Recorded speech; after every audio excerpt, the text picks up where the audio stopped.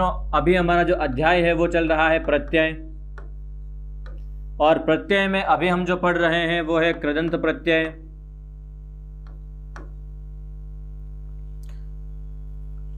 प्रत्यय में अभी हम पढ़ने जा रहे हैं कृदंत प्रत्यय,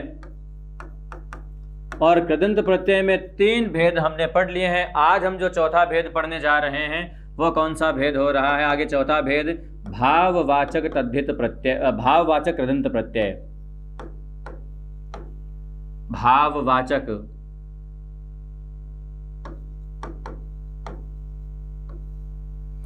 कृदंत प्रत्यय।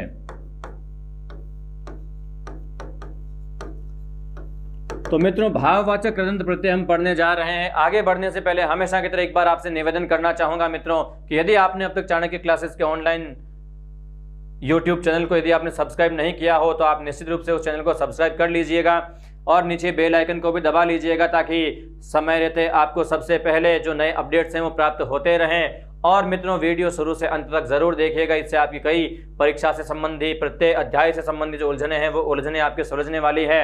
मैं आपको विश्वास दिलाता हूँ निश्चित रूप से आपको ये वीडियो पसंद आएगा। मैं इसे आशा करता हूँ और आप भी ध्यानपूर्वक पढ़िएगा, सीखिएगा, समझिएगा, और वीडियो पसंद आए तो लाइक, शेयर और कमेंट करना मत भूलिएगा मित्रों। और कमेंट सेक्शन के जरिए को आपकी कोई कठिनाई भी अगर रह गई हो तो उसको भी आप हम तक चाणक्य क्लासेस तक पहुंचा सकते हैं। निश्चित रूप से संपूर्ण चाणक्य परिवार आपके हित के लिए कटिबद्ध है, प्रतिबद्ध है, आपकी हर समस्या को सुलझाएगा, यह आपको वादा करता है चाणक्य क्लासेस। और इसी वादे के साथ अब हम आते हैं भाववाचक कृदंत प्रत्यय पर। तो मित्रों भाववाचक कृदंत प्रत्यय की परिभाषा क्या हो जाती है? तो सबसे पहले आप इसके डिस्क्रिप्शन में इसकी परिभाषा में आप लिख लीजिएगा कि जो शब्द या जो शब्दांश या जो प्रत्यय किसी क्रियापद के साथ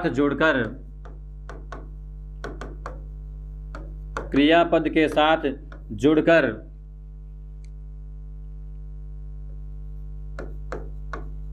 उसके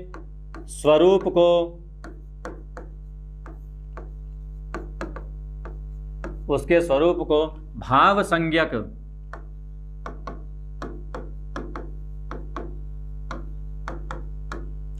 बना देते हैं, उन्हें क्या कहते हैं? भाववाचक कृदंत प्रत्यय कहते हैं।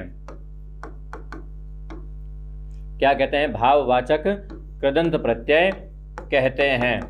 तो ये इसकी एक व्यवस्थित परिभाषा हो जाती है कि जो शब्दांश या जो प्रत्यय किसी शब्द के यानी किसी क्रियापद के साथ में जुड़ करके, यहाँ पर जो शब्द जुड़ेगा, जिस शब्द के साथ में प्रत्यय जुड़ेंगे वो शब्द क्या होगा? कोई क्रियापद होगा। तो किसी क्रियापद के साथ जुड़कर उसके स्वरूप को यानी क्रियापद के स्वरूप को कैसा बना देता है? भाव संज्ञक बना देता है। भाव संज्ञक का तात्पर्य क्या होता है? अमूर्त सत्ता। किस प्रकार की सत्ता? अमूर्त सत्ता की स्थिति में ला देता है। ऐसे प्रत्यय को हम क्या कहते हैं? भाववाचक कृदंत प्रत्यय कहते हैं। शब्द अमूर्त सत्ता जैसी परम सत्ता को प्राप्त कर लेता है और शब्द जिन शब्दों के साथ जुड़ते हैं प्रत्यय, वो प्रत्यय कोई क्रियापद होते हैं। और जैसा कि आपको अब इस बात का पता लग चुका है कि क्रियापदों या धातुओं के साथ जुड़ने वाले प्रत्यय को कृदंत प्रत्यय कहते हैं, और जो कृदंत प्रत्यय शब्द के साथ जुड़कर उसे भाव संज्ञक बना देते हैं वो प्रत्यय हो जाते हैं भाव संज्ञक कृदंत प्रत्यय। अब ऐसे प्रत्यय संख्यात्मक दृष्टि से अगर हम देखें तो काफी प्रत्यय होते हैं जो कि भाव संज्ञक होते हैं और कृदंत प्रत्यय भी होते हैं। तो ऐसे प्रत्ययों की हम एक जो डायरेक्टरी है वो यहाँ पर सबसे पहले तैयार कर लेते हैं। जैसे कि एक प्रत्यय आ जाता है इसमें अ, अन, तीसरा हो जाता है अना,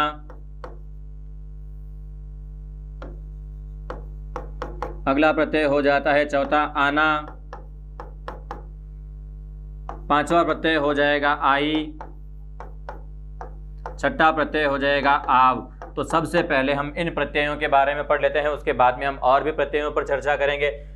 सबसे पहले हम अप्रत्यय की बात करते हैं। तो जैसे कि संस्कृत में अगर हम बात करें तो मूल धातु कौन सी हो जाती है? एक धातु हो जाती है पठ। संस्कृत में धातु क्या हो जाती है? पठ धातु। और इसका हिंदी में अर्थ क्या हो जाता है? पढ़ना। तो जैसे कि आप जानते हैं कि जब हम प्रत्यय का योग करते हैं तो अंतिम ध्वनि का विलोपन करते हैं, उसको हटा देते हैं। तो पढ़ना में जो अना की ध्वनि है ये अना की ध्वनि जो है वो बीच में से हट जाएगी, इसका लोप हो जाएगा अना की ध्वनि का। तो पीछे जो मूल रूप है वो क्या रह जाएगा, केवल और केवल पड में ढ हलंत रह जाएगा। और इसी हलंत ढ के साथ में जब हम प्रत्यय क्या जोड़ेंगे, अप्रत्यय जोड़ेंगे, तो शब्द क्या बन जाएगा, शब्द बन जाएगा पड। यानी सीधी सी बात है कि दो दो अक्षरों वाली जो क्रियाएं जिनका अंतिम स्वर अ हो, वो सभी के सभी जो क्रियाएं हैं उनमें अप्रत्यय ही माना जाता है। यदि हम ऐसे प्रत्ययों के से बनने वाले क्रियापदों की बात करें तो ऐसे बहुत से शब्द बन जाते हैं, जैसे कि हमने यहाँ पर लिख लिया है पढ़, लिख, चल, खेल, हंस, बोल।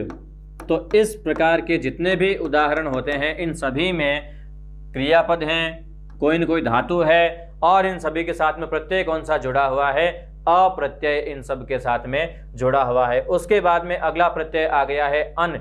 तो अब हमें क्या करना है, अन प्रत्यय के योग से शब्दों को बनाना है। जिस प्रकार से हमने मान लीजिए संस्कृत की एक धातु लिखी लिख, और इक के साथ में यदि हमें अन प्रत्यय जोड़ना पड़ा इसके साथ में, तो शब्द क्या हो जाएगा, लेखन।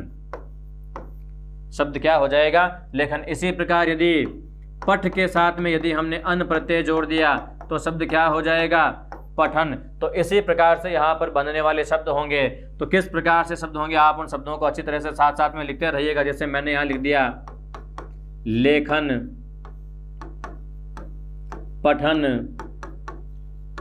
चिंतन। उसके बाद में आप यहाँ पर शब्द लिख सकते हैं दर्शन,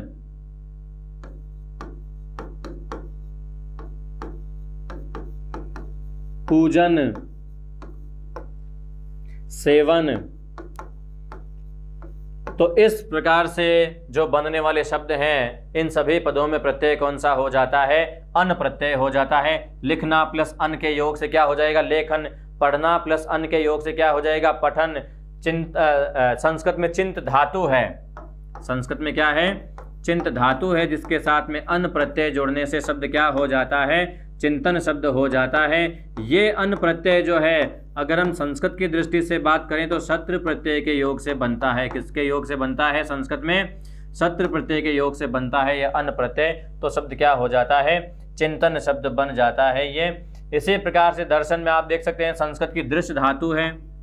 धातु कौन सी है, दृश्य धातु, जिसमें री का जो ऊर्ध्वरेफ हो जाता है और अन प्रत्यय जुड़ जाता है, शब्द क्या हो जाता है, दर्शन हो जाता है। इसी प्रकार पूजन, सेवन, इन सभी में संस्कृत की मूल धातु शेष है और उसके साथ में अन प्रत्यय जुड़ा हुआ है। हिंदी की क्रियाओं में भी यह अन प्रत्यय जुड़ता है, जैसे कि शब्द आ गया ऐंठन, या शब्द आ गया अकड़न, या शब्द आ गया जकड़न।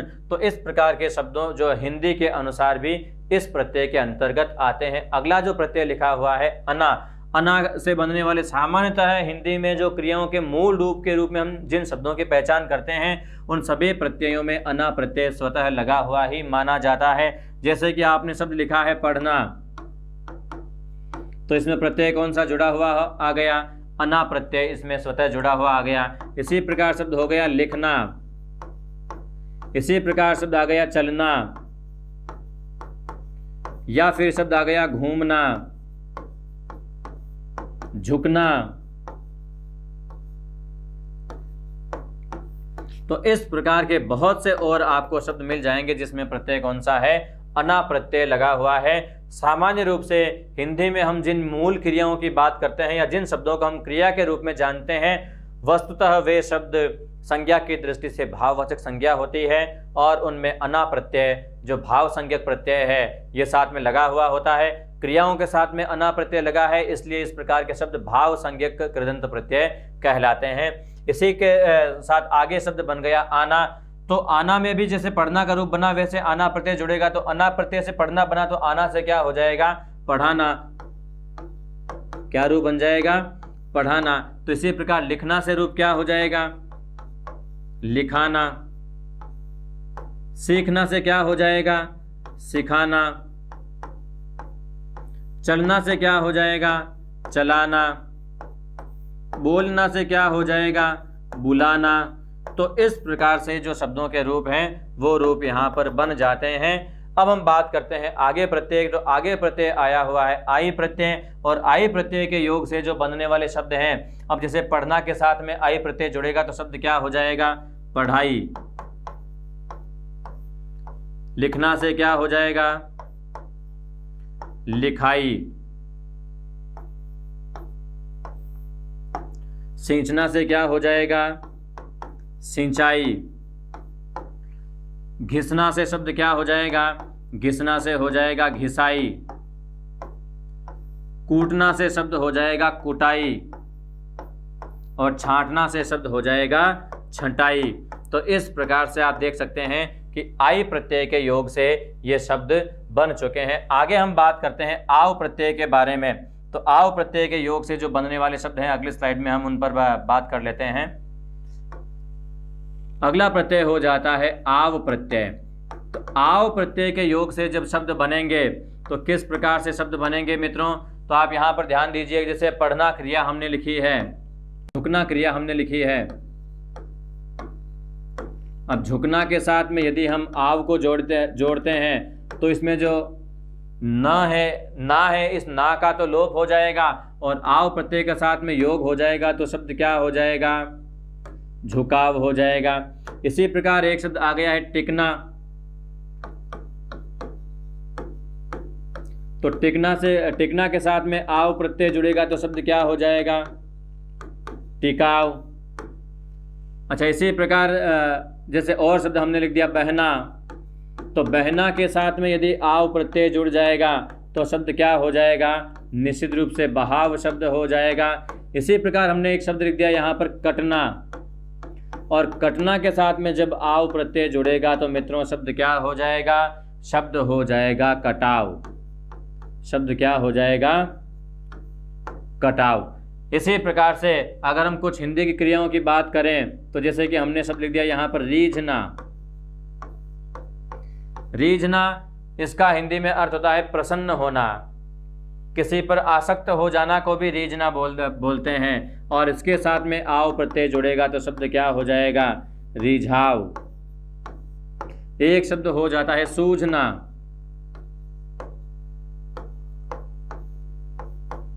सूझना के साथ में आव प्रत्यय जुड़ जाएगा तो शब्द क्या हो जाएगा? सुझाव शब्द हो जाएगा। तो इस प्रकार से मित्रों आपने जो प्रत्यय देखे हैं, ये आव प्रत्यय के योग से जो बनने वाले शब्द हैं, उन शब्दों को आपने देखा है। इसके बाद में हम बात करते हैं अगले प्रत्यय के बारे में। अगला प्रत्यय सातवां प्रत्यय हो जाता है आवा। अगला प्रत्यय क्या हो जाता है? आवा प्रत्यय हो जाता है। तो अब आप देखिए कि मान लीजिए हमने यहां पर एक शब्द लिखा है पहनना। पहनना क्या है? एक क्रिया है। पहनना क्या है? एक क्रिया है। इस क्रिया के साथ में, क्रियापद के साथ में हमें प्रत्यय लगाना है आवा। तो पहनना के साथ में आवा प्रत्यय जुड़ेगा तो शब्द क्या हो जाएगा? पहनावा। इसी प्रकार हमने एक शब्द लिखा है दिखना, और इस दिखना क्रिया के साथ में यदि आप आवा प्रत्यय को जोड़ोगे तो शब्द क्या हो जाएगा? निश्चित रूप से शब्द हो जाएगा दिखावा शब्द हो जाएगा। इसी प्रकार हमने एक शब्द लिख दिया पछताना, और इसके साथ में भी यदि आवा प्रत्यय जुड़ गया तो ना को हटा दोगे आप और शब्द क्या बना दोगे? पछतावा, ये शब्द बना दोगे। तो इसी प्रकार पहनावा, दिखावा, पछतावा, तो इन सभी शब्दों में प्रत्यय कौन सा हो जाता है? आवा प्रत्यय हो जाता है। अगला आठवां प्रत्यय हो जाता है आवट। अगला प्रत्यय क्या हो जाता है? आवट प्रत्यय हो जाता है। और आवट प्रत्यय के योग से शब्द किस प्रकार से बनेंगे मित्रों? तो बिल्कुल भी आपको घबराने की बात नहीं है, आप बराबर देखते रहिए, सीखते रहिए। जैसे कि हमने यहाँ पर एक शब्द लिख दिया है शब्द यहाँ पर लिख दिया है, जैसे हमने एक घिसना। घिसना एक क्रिया है, और इस क्रिया के साथ में अगर आप आवट प्रत्यय लगा देते हैं तो शब्द क्या हो जाता है? घिसावट। शब्द क्या हो जाता है? घिसावट। यहाँ पर भी आप देखिए कि जो पदांत ना है, इस ना को हमें हटाना पड़ता है, इसका लोप करना पड़ता है। प्रत्यय में अंतिम जो शब्द होता है उसका लोप हो जाता है। तो इसी के साथ में हम आवट को जोड़ देंगे तो शब्द क्या हो जाएगा? घिसावट। इसी प्रकार शब्द हमने लिखा है यहाँ पर बनाना, और इसके साथ में हमने लिखा है आवट, तो क्या हो जाता है, घिसावट शब्द हो, बनावट शब्द हो जाता है। क्या हो जाता है, बनावट। इसी प्रकार एक शब्द लिख दिया हमने बसना, और इसके साथ में प्रत्यय आ गया आवट, तो शब्द क्या हो जाएगा, बसावट शब्द हो जाएगा। और इसी प्रकार से हमने एक शब्द और लिख दिया है कसना, और कसना के साथ में अगर आवट प्रत्यय जुड़ गया तो मित्रों शब्द क्या हो जाएगा, कसावट हो जाएगा। और इसी प्रकार बुनना से क्या हो जाएगा, बुनावट हो जाएगा। बसना से क्या हो जाएगा, जैसा कि हमने बताया है, बसावट हो जाएगा। मिलना से क्या हो जाएगा, तो मिलावट हो जाएगा। तो इस प्रकार से आपने देखा कि ये आवट प्रत्यय के उदाहरण बन गए हैं। आगे हम बात कर रहे हैं अगले प्रत्यय के बारे में। अगला प्रत्यय हो जाता है आवटी। अगला प्रत्यय क्या हो जाता है, आवटी प्रत्यय हो जाता है। और आवटी प्रत्यय के उदाहरण जैसे कि हमने यहाँ पर लिख दिया शब्द है कि मिलना, तो मिलना के साथ में यदि हम आवटी प्रत्यय को जोड़ेंगे तो सबसे पहले हमें क्या करना होगा कि ये जो अंत में जो ना है, इस ना को हमें हटाना होगा। ये जो ना है, इस ना को हम यहाँ से हटा देंगे, और जो मिल शब्द बचेगा, इसी शब्द को हम आवटी प्रत्यय के साथ जोड़ देंगे, तो शब्द क्या हो जाएगा, मिलावटी शब्द हो जाएगा। और इसी प्रकार से जैसे मान लीजिए मैंने यहाँ पर एक शब्द लिख दिया है सजना। अब यहाँ पर आपको ध्यान ये रखना कि ये जो सजना शब्द है, ये एक बहुअर्थी शब्द है। ये क्रिया के रूप में भी प्रयुक्त होता है और संज्ञा के रूप में भी प्रयुक्त होता है। सजना जब संवरने की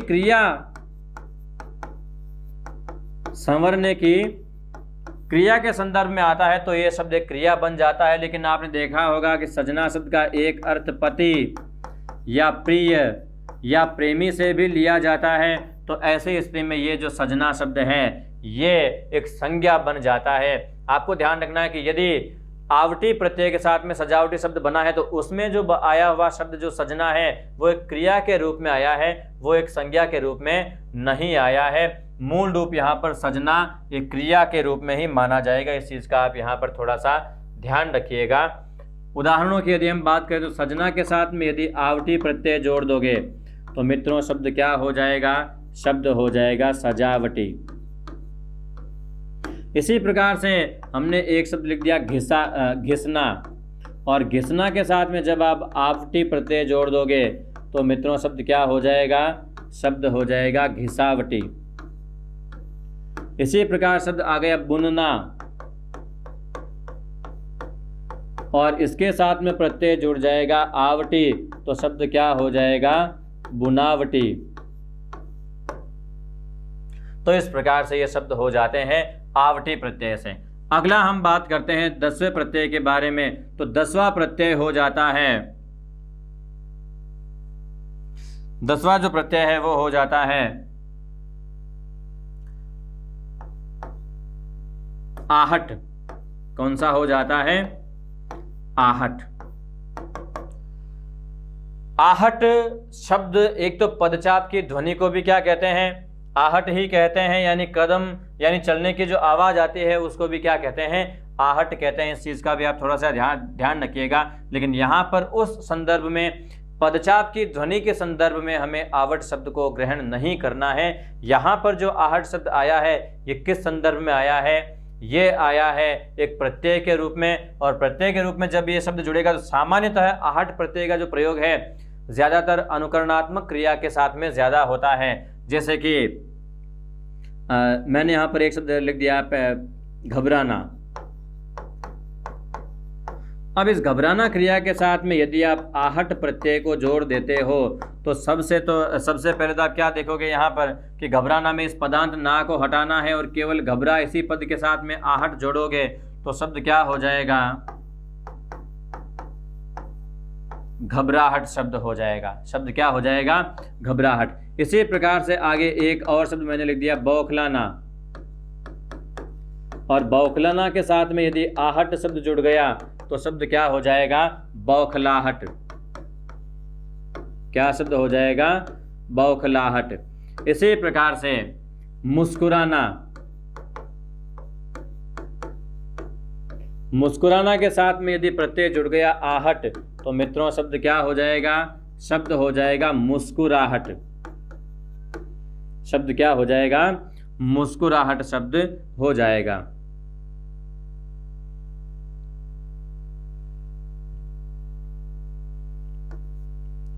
मुस्कुराहट शब्द हो जाएगा। इसी प्रकार से जैसा कि मैंने आपको बताया, अनुकरणात्मक क्रियाओं के साथ में इसके उदाहरण ज्यादा बनते हैं, तो निश्चित रूप से बनते हैं। जैसे कि मैंने यहां पर लिख दिया कड़कड़ाना।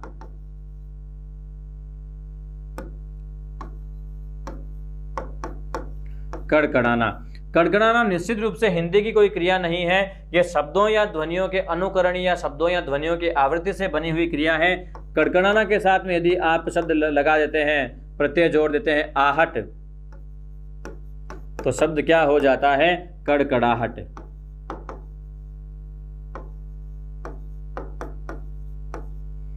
शब्द क्या हो जाता है? कड़कड़ाहट शब्द हो जाता है। इसी प्रकार आप देखिए, कड़कड़ाहट, बड़बड़ाहट, बुदबुदाहट, तिलमिलाहट,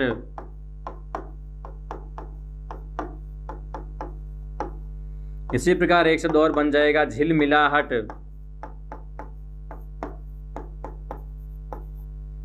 तो इस प्रकार से ये शब्द बन जाते हैं, जो कि अनुकरणात्मक क्रियाओं के योग में इसके उदाहरण ज्यादा बनते हैं। गड़गड़ाहट, गिड़गिड़ाहट, बुदबुदाहट, सुगबुगाहट, अचकचाहट, छपछपाहट।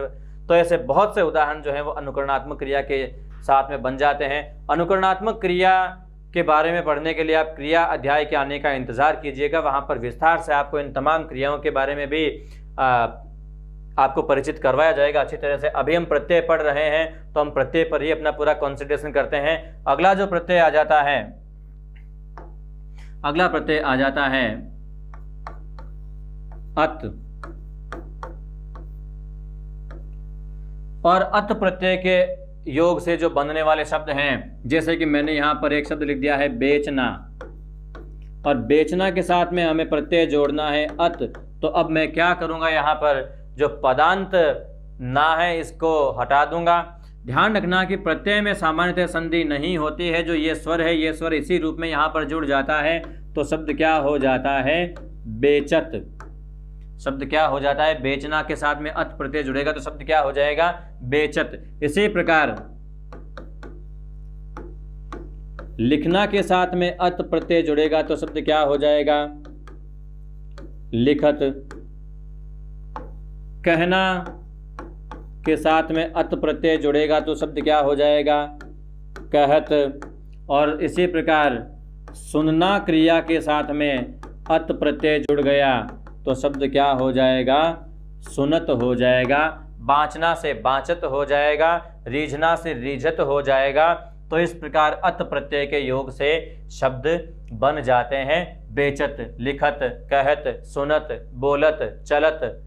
इसी प्रकार इसी क्रम में जैसे हम एक बात करें तो एक पद है कि कहत, नटत, रिजत, खिजत, मिलत, खिलत, लजियात, भरे भवन में करत है नैनन ही सो बात। नायक नायिका के प्रणय भाव से भरी हुई एक सौंदर्य का भावबोध करवाने वाली जो पंक्ति है, श्रृंगार रस का भावबोध करवाने वाली जो पंक्ति है, इस पंक्ति में आप देखते हैं कि कहत, नटत, रिजत, खिजत, मिलत, खिलत, लजियात। तो इनमें जितनी भी क्रियाएं हैं उन सभी क्रियाओं में आप देखते हैं प्रत्यय कौन सा लगता है? अत प्रत्यय लगा हुआ है। और इसी प्रकार आगे हम प्रत्यय जो पढ़ने जा रहे हैं, अगला प्रत्यय हो जाएगा 12वां प्रत्यय अन। और अन प्रत्यय के योग से जो बनने वाले शब्द हैं, जैसे कि हम पढ़ना क्रिया के साथ में अन प्रत्यय लगाते हैं तो शब्द क्या हो जाता है? पठन। इसी प्रकार लिखना क्रिया के साथ में अन प्रत्यय जुड़ जाता है तो क्या हो जाता है? लेखन, वादन, नर्तन। तो इस प्रकार से उदाहरण इसके बन जाते हैं। ये प्रत्यय शायद हम पहले पढ़ चुके हैं, यहाँ पर एक बार देख लेते हैं। अगर पढ़ लिया है तो आप इसको छोड़ दीजिएगा। अन प्रत्यय हम पढ़ चुके हैं, इसके स्थान पर आप यहाँ पर पढ़ लीजिएगा अंत प्रत्यय। कौन सा प्रत्यय पढ़ लीजिएगा? अंत प्रत्यय। हम यहां पर बात कर रहे हैं अंत प्रत्यय के बारे में। तो इसके जो उदाहरण है सामान्यतः कभी कभी मैं आपको फिर बता रहा हूं, पहले भी मैंने आपको बताया था कि भाषाओं के संबंध में भी कभी कभी क्रियाओं से जुड़े हुए सवाल पूछ लेते हैं कि अंत प्रत्यय का प्रयोग, सर्वाधिक प्रयोग किस भाषा में होता है। तो मित्रों आपको बता दूं कि इसका प्रयोग ब्रज भाषा में बहुत ज्यादा मात्रा में होता है। किस भाषा का प्रत्यय हो जाता है? ये ब्रज भाषा का प्रत्यय हो जाता है। ब्रज भाषा में अंत प्रत्यय से जुड़े हुए शब्दों या बने हुए शब्दों का प्रयोग ज्यादा होता है, जैसे कि पढ़ना प्लस अंत। तो जब इन दोनों पढ़ना क्रिया के साथ में अंत प्रत्यय को जोड़ेंगे तो शब्द क्या हो जाएगा? पढ़ंत। शब्द क्या हो जाएगा? पढ़ंत। इसी प्रकार लिखना क्रिया के साथ में अंत प्रत्यय को जोड़ेंगे तो शब्द क्या हो जाएगा? लिखंत। इसी प्रकार कूटना क्रिया के साथ में जब अंत प्रत्यय जोड़ेंगे तो शब्द क्या हो जाएगा? कुटंत।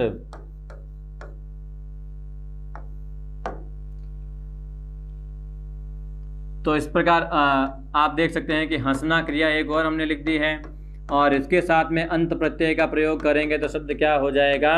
हसंत। तो इस प्रकार से अंत प्रत्यय के योग से जो बनने वाले ये उदाहरण हैं, ये उदाहरण हो जाते हैं। अगला हम इसमें बात करते हैं 13वां प्रत्यय क्या हो जाता है। अगला इसमें प्रत्यय हो जाता है आ। अगला प्रत्यय क्या हो जाता है? इसमें आ प्रत्यय हो जाता है। सामान्यतः आकारांत जो क्रियाएं होती हैं उन सब में आ प्रत्यय ही लगा हुआ होता है। जैसे कि हम पढ़ना क्रिया के साथ में आ प्रत्यय को जोड़ेंगे तो शब्द क्या हो जाएगा?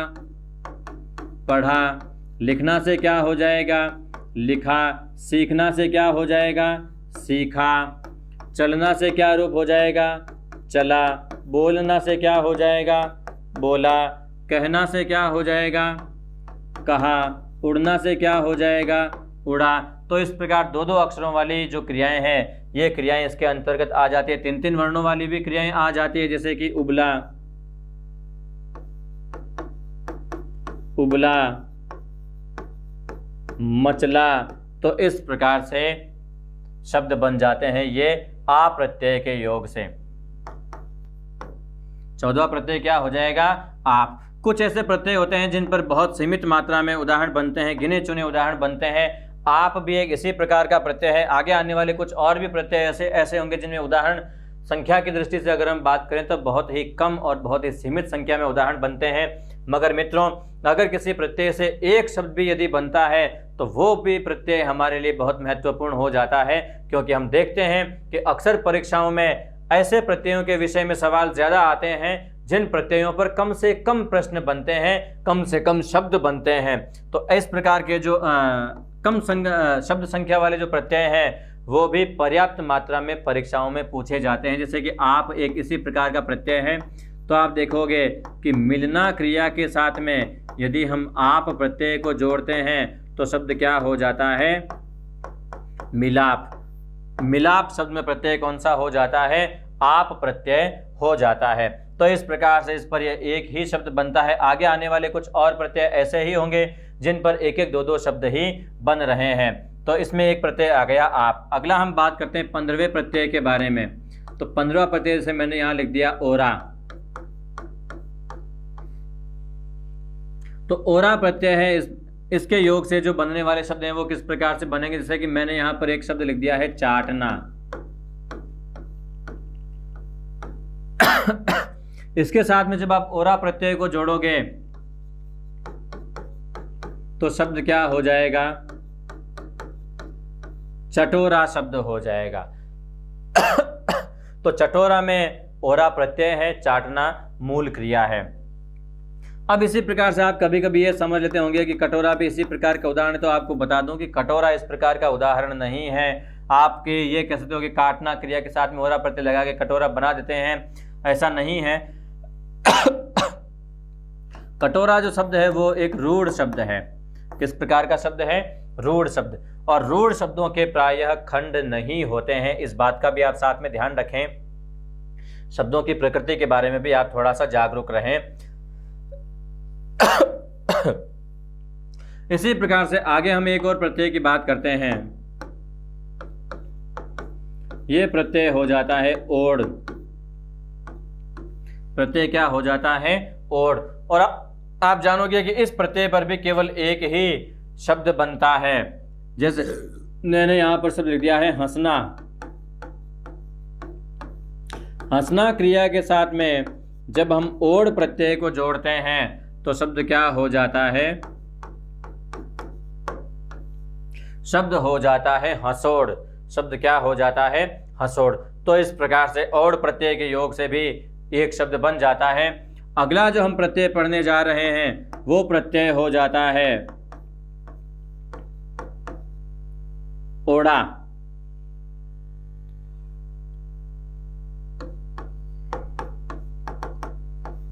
अगला हम प्रत्यय कौन सा पढ़ने जा रहे हैं? ओढ़ा प्रत्यय पढ़ने जा रहे हैं। इस पर भी इक्का दुक्का ही शब्द बनता है। जैसे कि हमने शब्द लिख दिया भागना, तो भागना के साथ में जब ओढ़ा प्रत्यय जोड़ेगा तो शब्द क्या हो जाएगा? भगोड़ा। शब्द क्या हो जाएगा? भगोड़ा। तो इस प्रकार आपने देखा कि ओढ़ा प्रत्यय के योग से भी शब्द बन गया है। अब इसमें कभी कभी आपको शब्द पूछ लेते हैं। जैसे एक शब्द लिख दिया यहां पर भगोड़ा, एक यहां पर लिख दिया हथौड़ा, एक यहां पर और शब्द लिख देंगे पकौड़ा। तो आपको सवाल इस प्रकार से एक कोई और भी शब्द यहां पर दे देंगे। तो ऐसे शब्द देकर के और अब आपको यहाँ पर सवाल ये पूछेंगे कि इसमें से किस विकल्प में ओढ़ा प्रत्यय नहीं है। तो मित्रों आपको बता दूं कि जो हथौड़ा शब्द है इसमें ओढ़ा प्रत्यय नहीं है। पकौड़ा में ओढ़ा प्रत्यय है क्योंकि इसमें क्रिया क्या हो जाती है? पकना या पकाना क्रिया हो जाती है, जिसके साथ में यदि हम ओढ़ा प्रत्यय जोड़ते हैं तो शब्द क्या हो जाता है? पकौड़ा शब्द बन जाता है। ओढ़ प्रत्यय के योग से मुझे एक शब्द और याद आ जाता है, निचोड़ना। निचोड़ना के साथ में भी जब ओढ़ प्रत्यय निचोड़ना जो है ये अपने आप में एक स्वतंत्र शब्द बन जाता है। इसमें आप देखोगे कि ओढ़ प्रत्यय आगे लगा देंगे। तो मित्रों इसमें आपको बता दूं मैं कि ओढ़ प्रत्यय नहीं लगता है। यहाँ इस चीज का आप ध्यान रखना है कि निचोड़ना में जो ओढ़ प्रत्यय, निचोड़ जो शब्द है इसमें ओढ़ प्रत्यय नहीं है। कई बार हम इस प्रकार के भ्रम पा लेते हैं कि निचोड़ना में भी ओढ़ प्रत्यय क्या हो सकता है। तो आपको बता दूं कि निचोड़ में ओढ़ प्रत्यय नहीं है। ओढ़ प्रत्यय के योग से बनने वाला शब्द एकमात्र शब्द कौन सा है? हंसना है, जिसके साथ ओढ़ प्रत्यय लगकर शब्द क्या बन जाएगा? हंसोड़ शब्द बन जाएगा। तो आप इस प्रकार इन शब्दों से सावधान रहिएगा, ढंग से इन शब्दों को पढ़ते रहिएगा। आगे इसी क्रम में और प्रत्यय की हम बात करते हैं। तो इस क्रम में जो 18वां प्रत्यय है वो प्रत्यय हो जाता है औती। 18वां प्रत्यय क्या हो जाता है? अगला प्रत्यय हो जाता है इसमें औती। औती प्रत्यय के योग से जो बनने वाले शब्द हैं वो शब्द कौन कौन से हो जाएंगे मित्रों? कुछ शब्द ऐसे होते हैं जिनमें औती प्रत्यय भी होता है। शब्द क्या, प्रत्यय क्या लिख लेते हैं? औती। तो शब्द जैसे चुनना एक क्रिया है, इसके साथ में हमें प्रत्यय कौन सा लगाना है? औती प्रत्यय लगाना है। तो शब्द क्या हो जाएगा इसका शब्द बन जाएगा चुनौती। शब्द क्या बन जाएगा? चुनौती। इसी प्रकार चूकना प्लस औती शब्द क्या हो जाएगा? चुकौती। इसी प्रकार से हमने एक और शब्द लिख दिया काटना प्लस औती, तो इससे शब्द क्या हो जाएगा? कटौती। इसी प्रकार एक शब्द आ गया फिरना प्लस औती, तो इसके योग से बने हुए शब्द को आप क्या कहोगे? क्या शब्द बन जाएगा? वो शब्द हो जाएगा फिरौती। तो इस प्रकार से आपने देखा ये औती प्रत्यय के योग से भी इस प्रकार से कुछ शब्द बन जाते हैं। आगे हम बात कर रहे हैं प्रत्यय के बारे में। तो 19वां प्रत्यय हो जाता है एक और प्रत्यय, हम यहां पर लिख लेते हैं आऊ प्रत्यय। कौन सा प्रत्यय हो जाता है ये? आऊ प्रत्यय। अब जैसे कि हमने एक क्रिया लिखी है यहां पर बिकना, और बिकना के साथ में जब हम आऊ प्रत्यय को जोड़ेंगे तो शब्द क्या हो जाएगा? शब्द हो जाएगा बिकाऊ। शब्द क्या हो जाएगा, बिकाऊ। इसी प्रकार एक क्रिया हमने और लिख दी है, टिकना। तो टिकना क्रिया के साथ में जब आप आऊ प्रत्यय जोड़ोगे तो शब्द क्या हो जाएगा, टिकाऊ शब्द हो जाएगा। तो इस प्रकार हमने ये आऊ प्रत्यय के योग से कुछ शब्द यहाँ पर बना लिए हैं। और भी इस प्रकार से शब्द हो सकते हैं। आप शब्दों को देखें, अच्छी तरह से उन पर अभ्यास करें मित्रों। उदाहरणों की कोई कमी नहीं है, आप जितने चाहें उदाहरण लिख सकते हैं, किताबों से सीख सकते हैं। आगे हम बात करते हैं अगले प्रत्यय के बारे में। तो अगला प्रत्यय हम पढ़ लेते हैं यहाँ पर, 20वां प्रत्यय ये हो जाता है त। ये प्रत्यय क्या हो जाता है, त। तो इस त प्रत्यय के योग से जो बनने वाले शब्द होते हैं वो सभी संस्कृत के शब्द होते हैं, संस्कृत निष्ठ शब्द होते हैं। जैसे एक शब्द हो गया प्राप्त। अब आप इसमें देखोगे कि प्र उपसर्ग है और उसके साथ में आप धातु के साथ में त प्रत्यय लगा हुआ है। इसके शब्द खंड क्या हो जाएंगे, प्र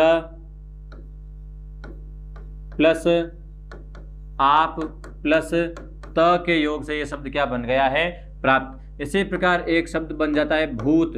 भूत का शाब्दिक अर्थ कोई भूत प्रेत पिशाचों से नहीं होता है जो ही हा करते हैं, ये वो भूत नहीं है।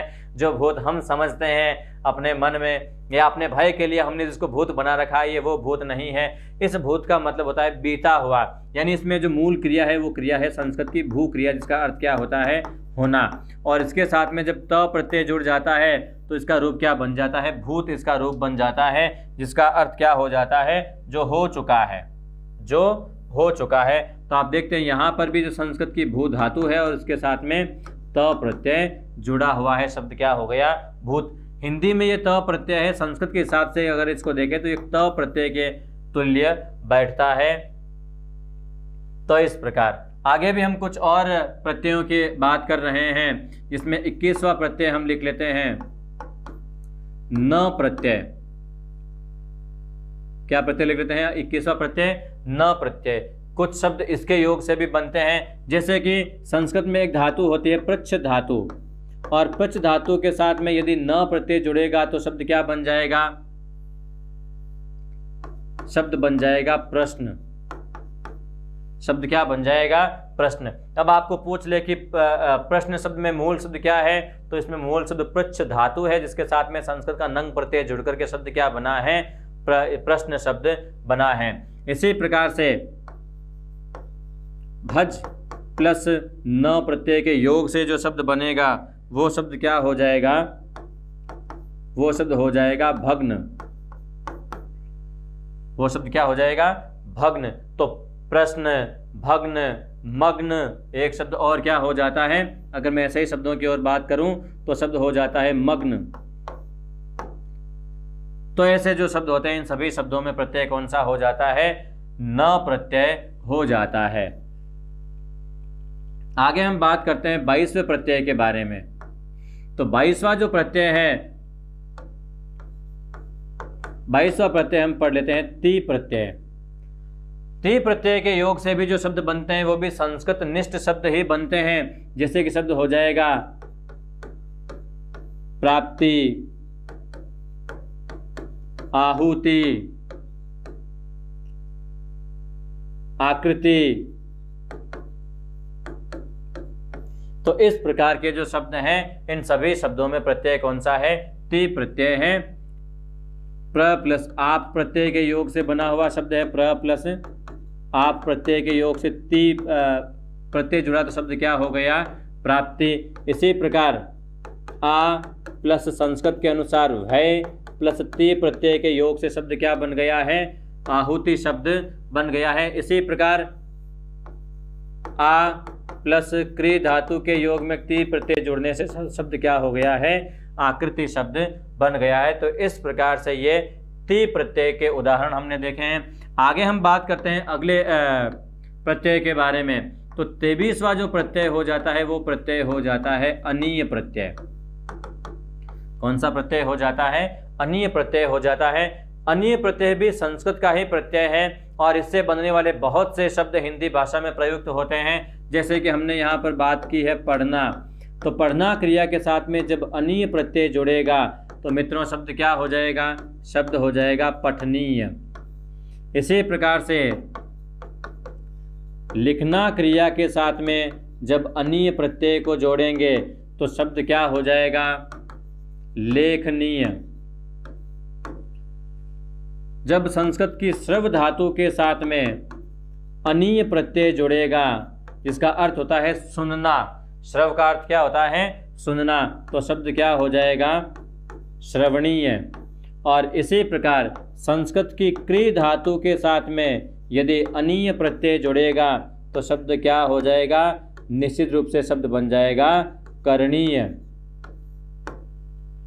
और इसी प्रकार से संस्कृत की एक धातु है रम धातु, जिसका अर्थ होता है सुंदर, अच्छा लगना, सुंदर लगना। और इसी के साथ में जब अनीय प्रत्यय जुड़ जाएगा मित्रों तो शब्द क्या हो जाएगा? शब्द हो जाएगा रमणीय। इसी प्रकार से संस्कृत से एक और शब्द बन जाता है भू धातु के योग में जब अनीय प्रत्यय लगेगा तो भू का भव हो जाएगा, अवादेश हो जाएगा। इसमें एचो यवायाव से वो संस्कृत की प्रक्रिया है, वो संस्कृत के अनुसार होता है। तो भू के साथ में अन्य प्रत्यय लगेगा तो भू का क्या हो जाएगा? भव, और अन्य प्रत्यय के योग से शब्द क्या हो जाएगा? भवनीय। इस प्रकार से शब्द हो जाएगा। आप शब्द और भी देख सकते हैं, जैसे कि कथनीय। तो कथनीय में भी आप देख सकते हैं कि संस्कृत की धातु कौन सी हो जाती है? संस्कृत की कत धातु के साथ में अनी प्रत्यय जुड़ करके और शब्द क्या हो जाता है? कथनीय शब्द हो जाता है। तो इस प्रकार से आपने देखा है ये अनीय प्रत्यय के योग से इस प्रकार से शब्द बन जाते हैं। आगे हम बात करते हैं 24वें प्रत्यय के बारे में। तो 24वां प्रत्यय हम पढ़ने जा रहे हैं तव्य। तव्य प्रत्यय पढ़ने जा रहे हैं। यह भी एक संस्कृत का ही प्रत्यय है, लेकिन हिंदी में इस प्रत्यय से जुड़े हुए शब्दों की कोई सीमा ही नहीं है। अब हम बात करते हैं, तो जैसे कि हमने शब्द लिख दिया क्री के साथ में जब हम तव्य प्रत्यय को जोड़ेंगे तो शब्द क्या हो जाएगा? शब्द हो जाएगा कर्तव्य। इसी प्रकार दा के साथ में हम तव्य प्रत्यय को जोड़ेंगे तो शब्द क्या हो जाएगा? दातव्य। इसी प्रकार संस्कृत में पा धातु भी है, जिसके साथ में हम तव्य प्रत्यय को जोड़ेंगे तो शब्द क्या हो जाएगा? पातव्य। इसी प्रकार हन धातु के साथ में यदि तव्य प्रत्यय जुड़ गया तो शब्द क्या हो जाएगा? हंतव्य, जिसका अर्थ होता है मारने योग्य। क्या होता है? मारने योग्य। तो कर्तव्य, दातव्य, पातव्य, हंतव्य, चेतव्य, हर्तव्य, मंतव्य, इन सभी शब्दों में आप देखेंगे कि प्रत्यय कौन सा है? संस्कृत का तव्य प्रत्यय जुड़ा हुआ है। शब्द हो गया मन प्लस तव्य प्रत्यय के योग से शब्द क्या हो गया? मंतव्य शब्द बन गया है। तो इसी प्रकार से हम आगे एक और प्रत्यय की बात करते हैं। अगला प्रत्यय हो जाता है य प्रत्यय। इससे बने हुए शब्द भी सामान्यतः संस्कृत निष्ठ शब्द ही होते हैं, और इस प्रत्यय के योग से जो बनने वाले शब्द होते हैं, अब हम उन शब्दों के बारे में चर्चा करते हैं। तो शब्द क्या हो जाता है? जैसे संस्कृत की जी धातु के साथ में अगर यह प्रत्यय जुड़ गया है तो शब्द क्या हो जाएगा? जय शब्द हो जाएगा। इसी प्रकार मैं अगर शब्दों की बात करूं तो ऐसे और शब्द हो जाएंगे। क्रय शब्द हो जाएगा, आहूय, प्रेय या प्राप्य, या अगर हम बात करते हैं दृश्य, या अगर हम बात करते हैं भय, तो इन सभी शब्दों में आप देखते हैं कि प्रत्यय कौन सा है? यह प्रत्यय है। क्रय में जो क्री प्रत्यय है, कृण प्रत्यय, जिसका अर्थ खरीदना होता है, और इसी के साथ में यह प्रत्यय के योग से शब्द बना है क्रय। आहुई में आ उपसर्ग है, और संस्कृत के अनुसार इसमें यहाँ पर भय धातु है, और उसके साथ में यह प्रत्यय जुड़कर के शब्द क्या बन गया है? आहुई। इसी प्रकार प्रेय में भी प्र धातु के रूप में यहाँ पर प्रयुक्त हुआ एक शब्द है। प्राप्य में भी प्र प्लस आप धातु है। दृश्य में आप देख सकते हैं दृश्य धातु के साथ में यह प्रत्यय जुड़ा है, और भय शब्द में भी धातु का योग है, जिनसे यह शब्द क्या बन गया है? भय बन गया है। तो इस प्रकार मित्रों आज के वीडियो में हमने कौन सा प्रत्यय पढ़ा है? हमने आज प्रत्यय पढ़ा है भाववाचक संज्ञा बनाने वाले कृदंत प्रत्यय। अच्छी तरह से आपने उन उदाहरणों को देखा होगा, अच्छी तरह से समझा होगा मित्रों। फिर भी यदि आपकी कोई क्लिष्टता, कोई कठिनाई, कोई समस्या रह गई हो तो वापस कमेंट सेक्शन के जरिए आप अपनी प्रतिक्रिया हम तक पहुंचाने में बिल्कुल मत हिचकिचाइएगा मित्रों, हम हमेशा आपके साथ हैं। आगे हम अगर बात करते हैं तो इसी कृदंत प्रत्यय का पांचवा और अंतिम भेद जो है वो हो जाता है, पांचवा और अंतिम भेद हम पढ़ लेते हैं क्रियावाचक कृदंत प्रत्यय, क्रियावाचक कृदंत प्रत्यय, ऐसे प्रत्यय जिनके योग से बनने वाले शब्द हिंदी में क्रिया के रूप में प्रयुक्त होते हैं। किस रूप में प्रयुक्त होते हैं? क्रिया के रूप में प्रयुक्त होते हैं। अंतिम भेद है ये कृदंत प्रत्यय का। और इसके अंतर्गत आने वाले प्रत्यय कौन कौन से हैं, तो मैं आपको बता दूं कि हिंदी में इसके अंतर्गत आने वाले प्रत्यय हैं, सामान्यतः हमें क्रियाओं के जितने भी रूप नजर आते हैं हिंदी में, उन सभी में क्रियावाचक कृदंत प्रत्ययों का ही योग किया हुआ होता है। जैसे कि हम बात करते हैं सबसे पहले ती,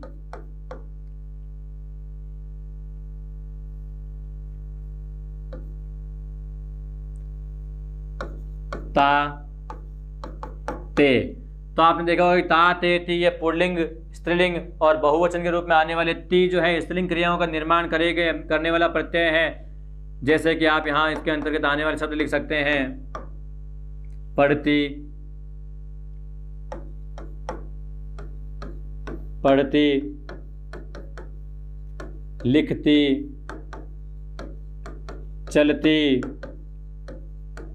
कहती, सुनती। तो इस प्रकार से ये जो क्रियाएं हैं स्त्रीवाची क्रियाएं बनाने वाला ये प्रत्यय हो जाता है। क्रिया की दृष्टि से जो ती प्रत्यय के योग से जो शब्द बनते हैं वो स्त्रीलिंग होते हैं। आगे ता है तो इसके योग से बनने वाले जो शब्द हैं वो पुल्लिंग शब्द होते हैं। क्रिया जो है वो पुल्लिंग क्रिया बनेगी, जैसे कि शब्द बन जाएगा पढ़ता, बोलता, चलता, सीखता, कहता। तो इस प्रकार से ये सब शब्द बन जाते हैं ता प्रत्यय के योग से। इन्हीं क्रियाओं का यदि हम बहुवचन में रूपांतरण कर देते हैं तो क्या हो जाता है? कहते, सुनते, चलते, डरते, मरते या गिरते या घिरते। तो इस प्रकार के जो शब्द हैं वह बहुत से शब्द बनाए जा सकते हैं ते प्रत्यय के द्वारा। आगे हम बात करते हैं इसमें इसी क्रम में चौथा प्रत्यय कौन सा आ जाता है। ये जो तीनों प्रत्यय हैं ये वर्तमान काल की क्रियाओं को बनाने वाले प्रत्यय हैं। अब हम बात करते हैं भूतकाल की क्रियाएं बनाने वाले। तो भूतकाल की क्रियाएं बनाने वाले प्रत्यय कौन कौन से हो जाएंगे, आप जरा उन पर एक बार नजर डालिएगा। तो वो हो जाएगा आ, यानी आ प्रत्यय के योग से जो शब्द बनेंगे वो सब के सब क्या हो जाएंगे? भूतकालिक हो जाएंगे। हालांकि उनके बारे में हमने भाववाचक में पढ़ लिया है, पढ़ा, लिखा, बोला, सुना, आया, गया। तो इस प्रकार इसी प्रकार हम बात करते हैं एगा प्रत्यय के बारे में। एगा जो प्रत्यय है ये भविष्य के अंतर्गत आने वाली क्रिया को बनाता है, भविष्यवाचक क्रिया को बनाने वाला है। जैसे कि शब्द हमने लिख दिया पढ़ेगा, कहेगा, बोलेगा या सुनेगा। तो इसी प्रकार से पुल्लिंग संज्ञा बनाते हैं ये सभी के सभी प्रत्यय एगा प्रत्यय। अब हम बात करते हैं पांचवें प्रत्यय की। ये प्रत्यय हो जाएगा एगी, और नाम से ही जाहिर है कि एगा, एगी, एंगे ये एक पुल्लिंग, स्त्रीलिंग और बहुवचन के ही रूप बनाते हैं। एगी प्रत्यय के अनुसार जो बनने वाले रूप हैं वो क्या हो जाएगा? जैसे कि मैंने लिख दिया सुनेगी, तो इसमें एगी प्रत्यय हो गया। मूल शब्द क्या है? सुनना। इसी प्रकार नाचेगी, गाएगी। तो इस प्रकार के उदाहरण, बहुत से उदाहरण बनाए जा सकते हैं एगी प्रत्यय से। अगला जो छठा प्रत्यय हो जाता है वो हो जाता है एंगे। वो प्रत्यय क्या हो जाता है? एंगे। बहुवचन में प्रयुक्त होने वाली क्रियाओं को बनाने वाला एंगे प्रत्यय होता है, जो भविष्य काल की क्रिया को बनाता है। शब्द क्या हो जाएगा? पढ़ेंगे, सुनेंगे, गाएंगे,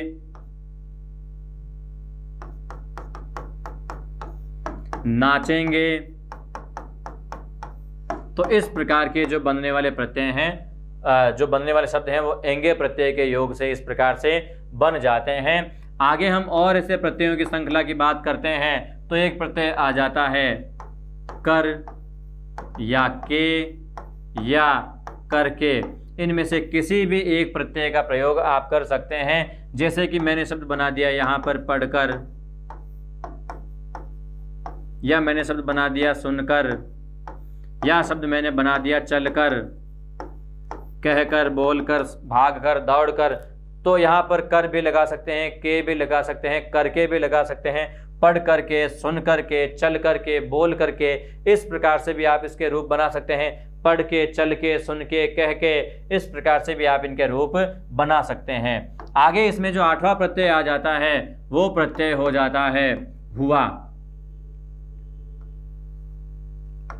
आगे हम प्रत्यय कौन सा लिख देते हैं इसमें? हुआ या हुए या हुई जैसे प्रत्यय लग जाते हैं। हुआ पुल्लिंग संज्ञा में प्रयुक्त होता है।